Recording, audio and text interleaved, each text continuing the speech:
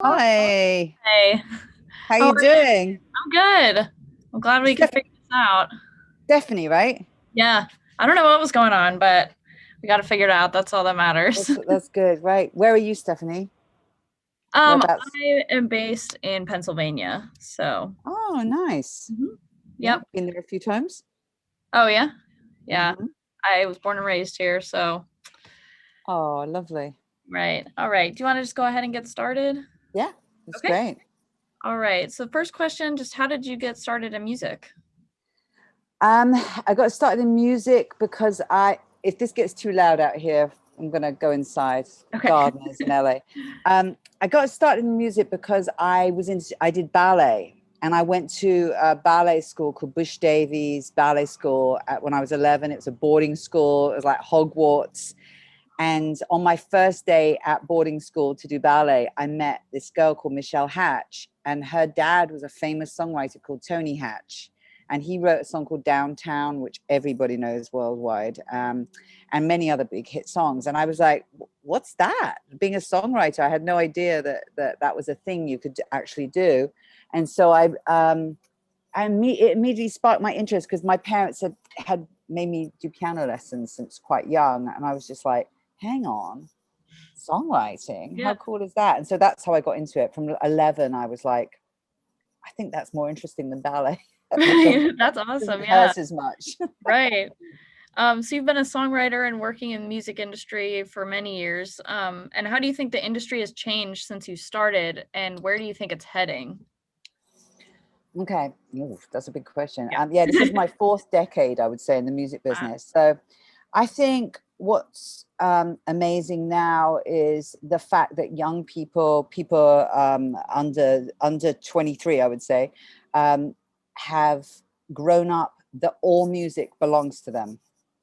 Whereas back in the day when I was going to the record stores, it had an aisle for blues, an aisle for jazz, Oh, yeah. and young people didn't really listen to jazz music. And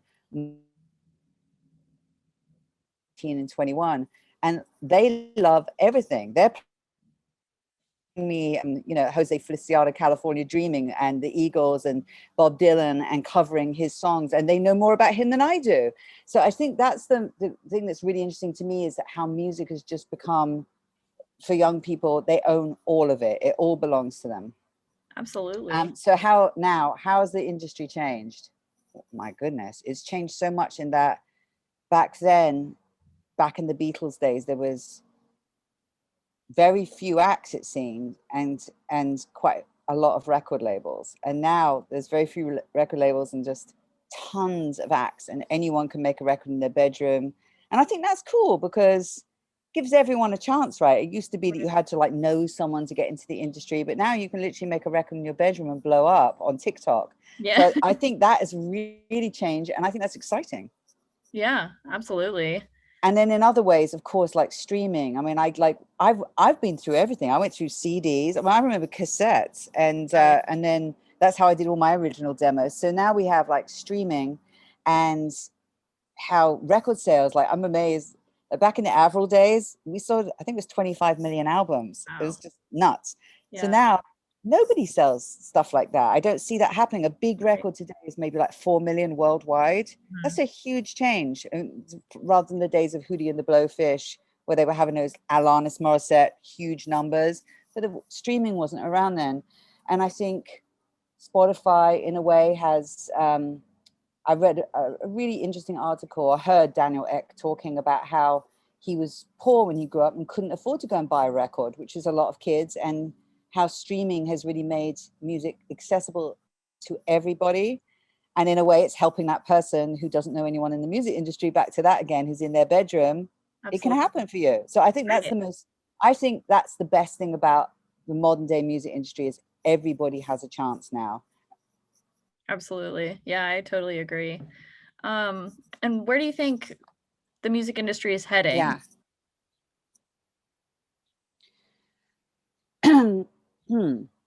Well, I mean, with the pandemic, it's obviously such a strange time for all of us, Right. Yeah. because live music is what we all do this for, really. And so I hope we're going to get a hold of this pandemic, this virus, and that will open up again.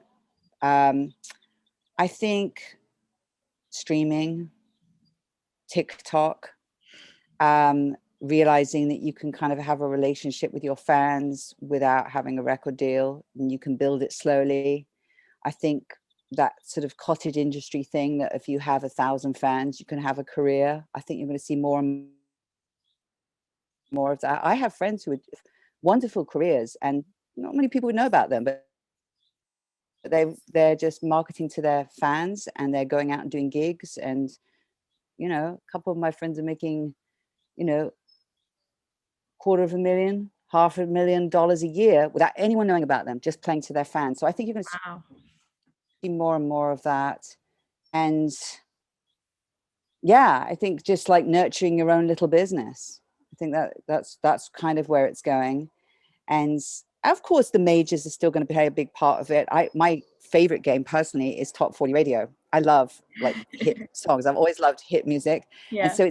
so the majors are always going to be really important. And what's exciting is that you see people coming up through TikTok or doing it on their own, and then suddenly they go, oh, I want to have mainstream six.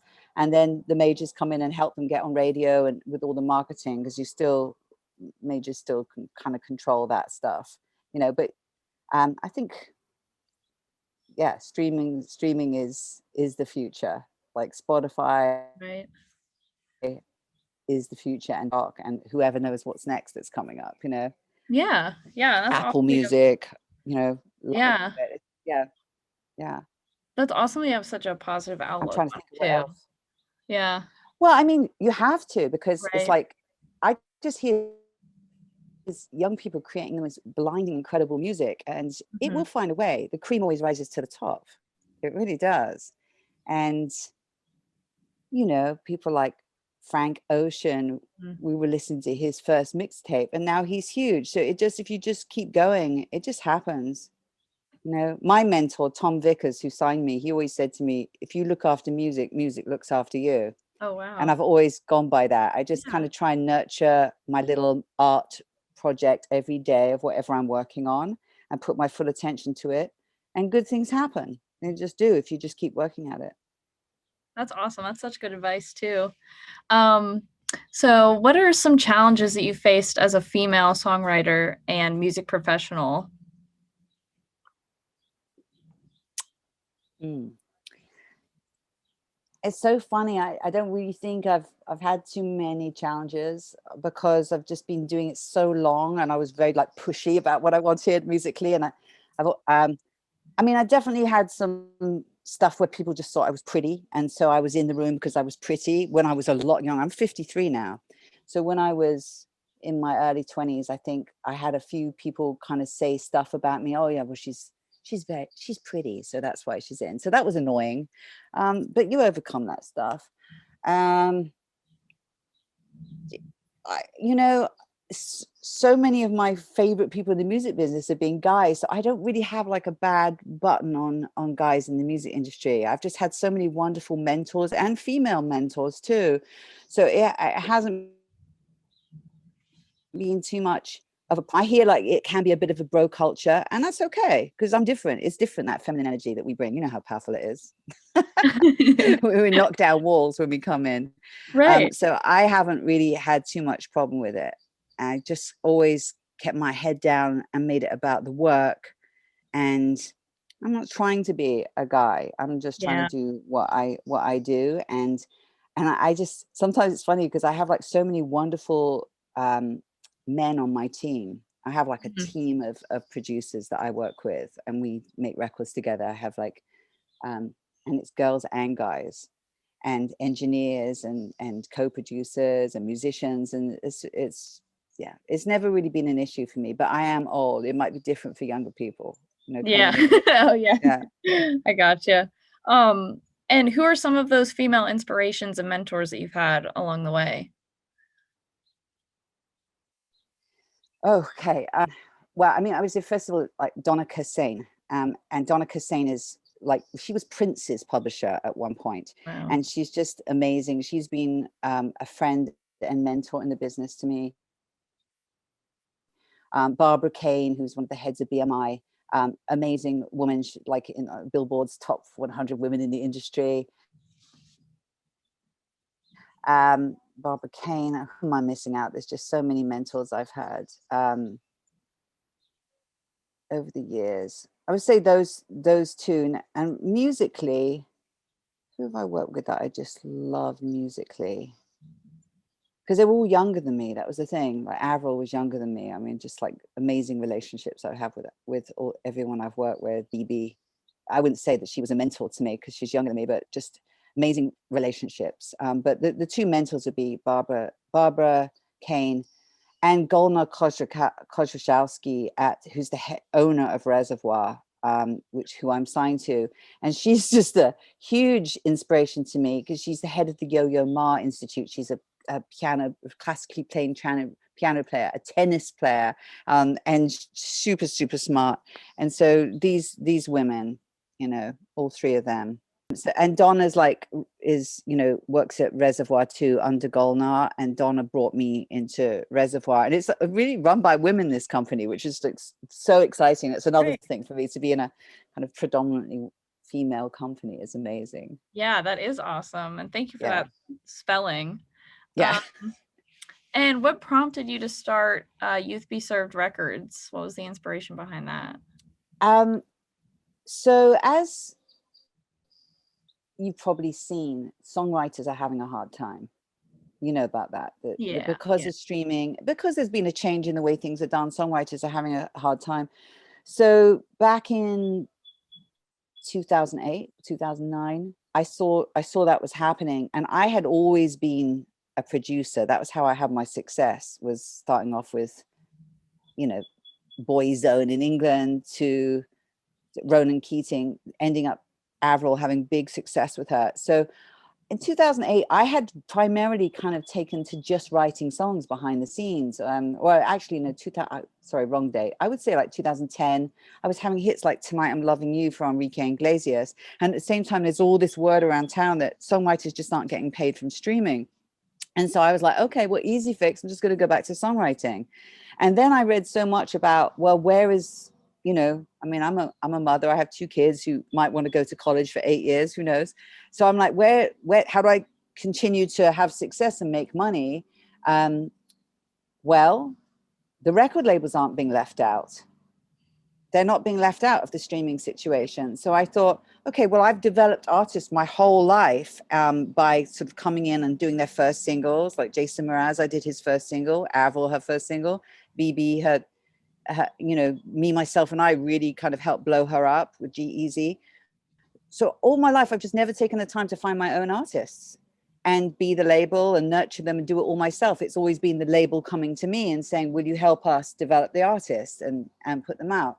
And so I just decided to switch it up. And I'm at a stage in my life where I don't have to be out working all the time, praise God. And so I just said, okay, I'm going to start the company. And why did I call it Youth Be Served? Because youth drive the culture. Youth are going to save us. Youth are not as racist, as older people are. And so I just thought, Youth Be Served. Let's just, and YBS Records I thought was a really good name because of why bullshit, just let's cut straight to it. And I love it, Youth Be Served Records. So my first signing was Jen Bostic, who is a Christian artist, and we had been writing Christian songs together for her record, and I just felt the calling to make a whole album with her and then basically fund it myself, which is no easy task. It's like in this business, it's like there's no guarantees of success. You just have to go by, again, that feeling of if your heart's in it, something good's going to happen. Right. And so we signed her, and it's been fantastic. We made a whole record, and now we've released a couple of singles. She's getting some really great notoriety. We have a project out right now in a single called Jealous of the Angels with Jen, and that song has already been quite a big hit in the UK. And so we're actually releasing it 10 years later. Oh, wow. And it's about the passing of her father. She was in a car crash with her dad when she was 10, and her dad passed away, unfortunately. And it's a real comforting song about that. So that's out right now. She was the first act. The second act I signed with my partner, Heidi Rojas. That's Rojas. Okay, got it. Heidi Rojas. And so we signed this girl, Tassia Zapier, that Heidi found at a crazy camp that was taking place with a whole bunch of Australians here. And she works in the supermarket in Melbourne, and just had this voice like I couldn't put my finger on it. She didn't sound like anybody else. She came to the studio. Heidi brought her to the studio, and we did a day's work with her. And I was like, let's sign her. So we signed her, spent 6 months doing some music, brought her over here, 6 months. And then great, amazing things have happened. Alicia Cara's manager, Chris Smith, heard it and said, this is amazing. Wow. He used his contacts to take us into Republic Records, and Monty and Avery Littman, who signed, Ariana and Taylor Swift, signed her. We did a Zoom call with her in Australia. This poor girl, we had to send her back 2 days after she did the videos. We had to say, sorry, you got to go back because of this pandemic. It was March 9th. And Oh, the whole wow. Yeah. and this poor girl would come to like, this is it, my big break. And like, she'd been once for 4 months to be with us the year before, in 2019. We bring her back to do the videos, and 2 weeks, literally, she was here 2 weeks, and then you got to go back. And so while she was there, we did this big Zoom call with Monty and Avery Littman, and she got signed. And the first single's out. It's called You Don't Want Me. Today, I'm just looking, we have 270,000 Wow. streams on Spotify on the single, and we're just like overwhelmed with how great Right. it's doing. So that's what we have. Many great records on her record, on the album, and it's already done, it's made. And so that's fantastic. So basically Heidi and I partnered with Republic Records, which, I mean, it's kind of my new way of doing the music business, is that let me develop the acts and then take it to, the best people in the industry, and then really let the artists fly, and I'll step aside and just do the music and let the people who really know how to break people do it. And so that's an honor that's happening. And then I have a new artist called Rossi, Rosse, which I'm just developing right now, and we're about 19 tracks in on that, about to take her to meet some people.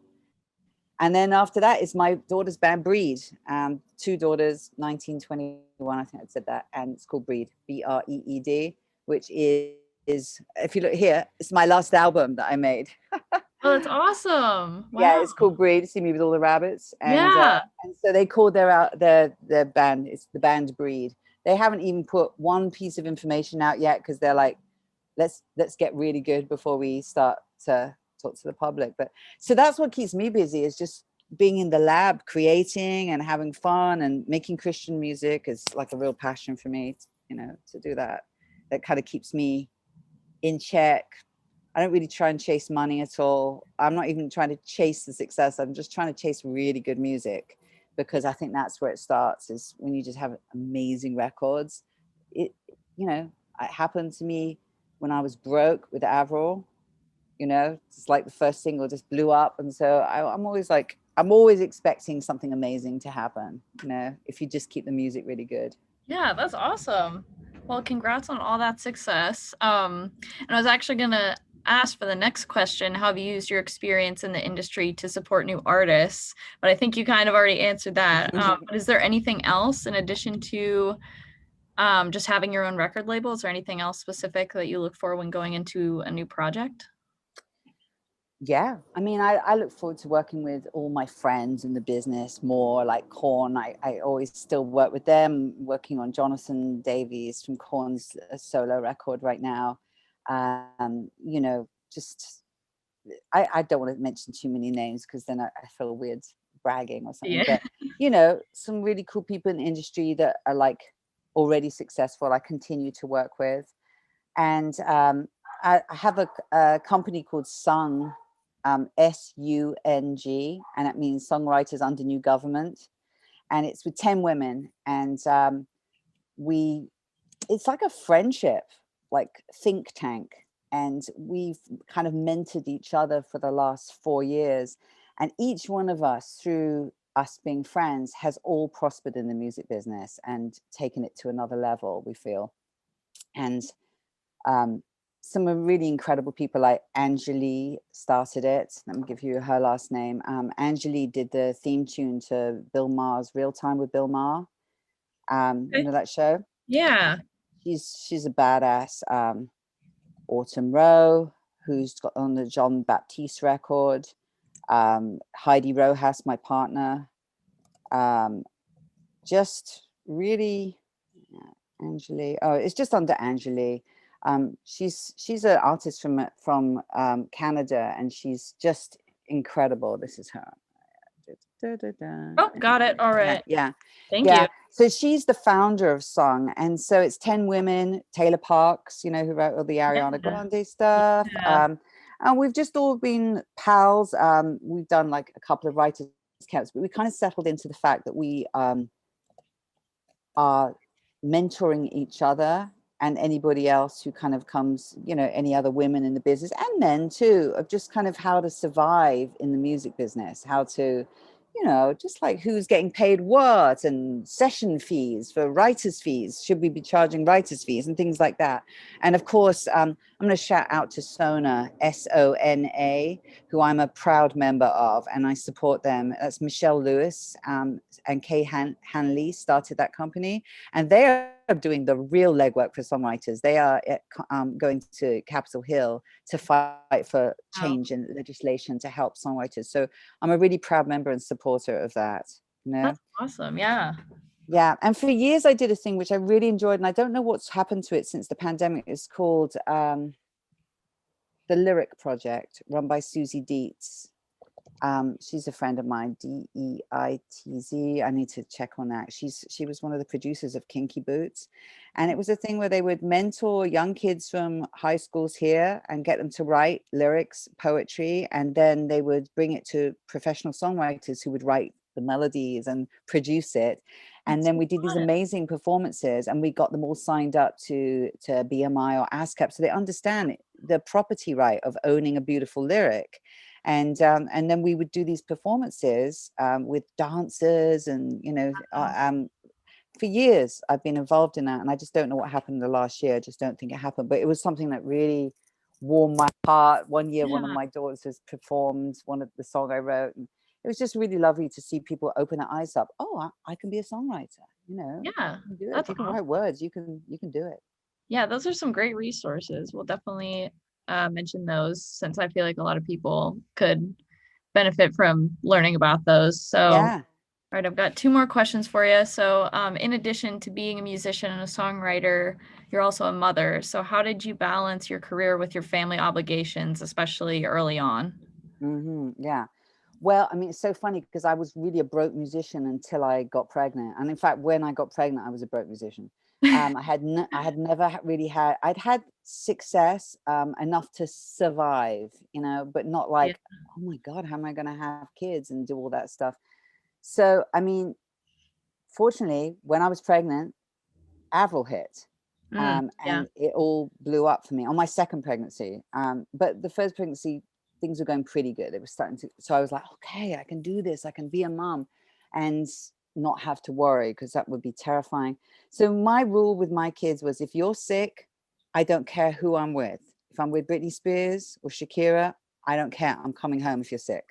I won't go to work. And so they always knew that mummy, if they had a really bad cold or anything, or they just said, mummy, please don't go to work, I would drop anything. And so I always kept that rule with them.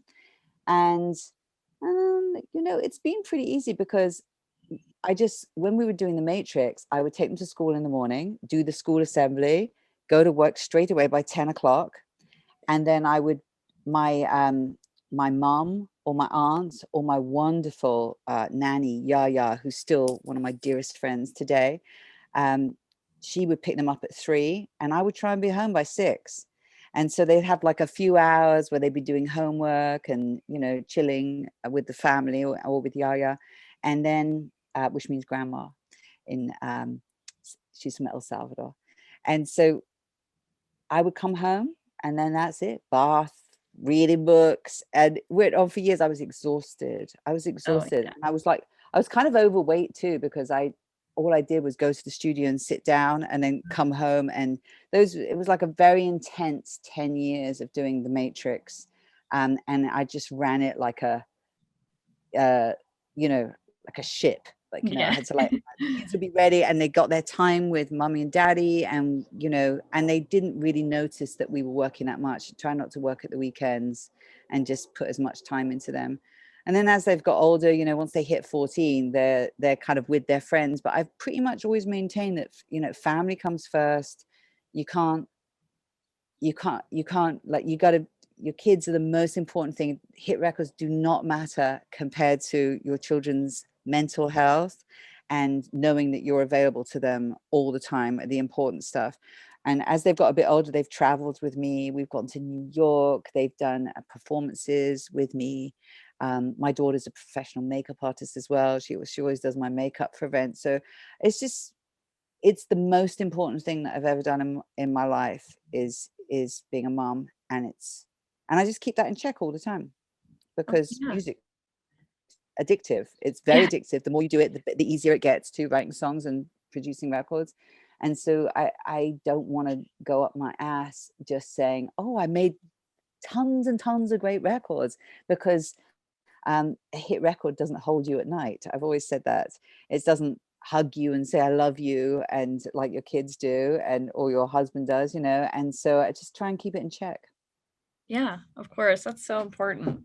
Yeah. Um, and last question, what advice would you give to young women hoping to get into songwriting specifically, or even just a business role in the music industry? Okay. Well, I mean, I think the music industry is going to get bigger and bigger and bigger. It's just because there's so much more money in it, as Daniel Ek said, because now it's available to everybody, not just rich people who can afford to buy a record, because they were expensive CDs. Mhm. So I would say, obviously going in at the ground level, you can end up being the CEO of a company. It can happen. As far as going in as a songwriter, I would say what's really important, and when I was like looking at how am I going to make $1 in this business, what was really important, I think, is to understand that you don't want to just go in just as a songwriter, especially as the streaming rates aren't very good for songwriters. So you need to come in as a producer, and as well. You need to, and you need to understand that it's not like you need a credential to go become a beautician. You have to have a license. There's nothing to become a producer. You just have to really understand the making up of how records are made up, to study how the groove should start. That's the first thing for me when I've written a song, is like, what kind of drum pattern do I want? And I really know what kind of drum pattern I want. I can feel it in my bones. And if you can feel that in your bones and you know how the track should start, then you could be a producer. And everything changes if you can be a songwriter producer. And that's how I came into the industry with The Matrix, as I was a songwriter producer. That was my first really big success, And even in the days back when I was making the records for myself, because I was an artist for years, my producer, Tony Peluso, I would just sit there and watch him. He only played guitar and he didn't program, but he understood how to record vocals and how to just like make everything sound amazing. And also production is organization. So knowing the right people to hire, knowing the right drum programmers, knowing the right guitarist to hire, knowing which parts, and knowing how it all works together. And I just think that that's really a good thing to study when you're young. I'm definitely teaching that to my girls. I've bought them a whole load of gear, nothing expensive, stuff in their bedroom that they can make beats and start to do their own things. I started off with a 4-track, moved to an 8-track. And then when I got my record deal, I realized I was spending so much time programming, and I was really good at lyrics and melody. So I'm like, hang on a second, let me hire someone and tell them, I want this program. Can you do this? I want this hi-hat pattern, this kick pattern, and come in as the whole shebang, come in as the writer and the producer. And if you're not so good, then there's nothing. If you're not so good at teaming at being able to program, and you just can't get your head around it, but you know what you want, then team up with someone. team up with someone and become a team. And you know, if you're really good at one thing, they'll be good at the other. That's what I would say. Absolutely. That's awesome. Thank you for that advice. That's all I have for you today. So I just wanted to thank you for your time and that we're so excited to have you on Feminine Roar. Nice talking to you. Nice. Yeah. Have a good one. Thank you. Bye-bye. See you. Bye.